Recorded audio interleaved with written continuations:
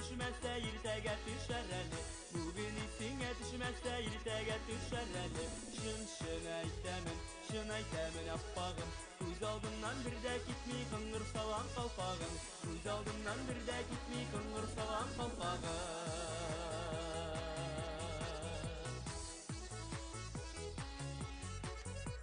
Olma pişe jirge düşe, uz vaktımda üzmesen. Olma pişe jirge düşe, uz vaktımda üzmesen.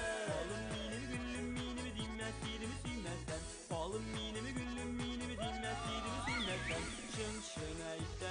Şın aytemin appağım. Göz aldımdan bir de gitmey. Şırı kutu bulganda yanmay yaktan. Gedik girişiyorsun aldın şeye. Gedik girişiyorsun aldın şeye. Sinde düğül kızlarda bulagayım. Sinde düğül kızlarda bulagayım.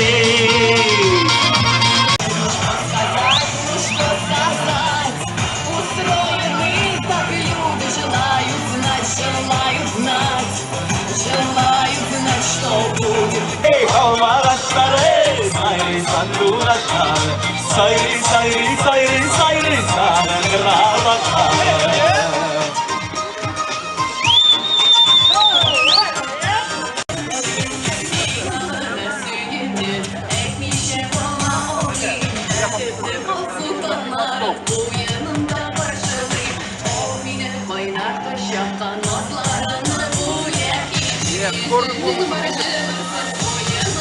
Прям это праздник, где мы с тобой не можем встретиться. Вот прям на это место доезжайте,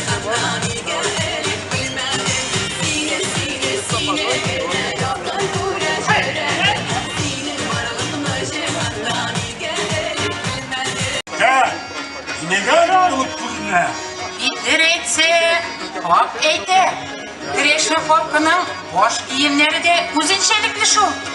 İşlepe olga degine boş giyimi tügel. Kişinin insaflılığın, tertipliligin de görsetir. Kreşin işlepe siratının yüzüne ışanışın da, güçün de arttırar. Solay mı Peter? Dürüs aytesin Gırtine. Dürüsün dürüs. Endişersin bizim konaklar boş giyimsiz yürüyorlar. Enige biz konaklarga işlepe göre gittiğimiz. Eyde güzel tuğanaylar. Мы приветствуем вас на гостеприимной земле Кашкатау на традиционном празднике Петров день. Bugün Kreşin halkının en izgi, en ulu bayramlarının birisi Petrov bayramın bilip üterge jıyıldı. Bizde Petrov bayramın Kashkatau itaginde, matur tabiat kuşağında uzdırı, görkem adetke uğruldu. Petrov, Kreşin halkın birleştirüşü, medeni mirasın, ruhi boylığın ko'rsatuvchi zor bayram.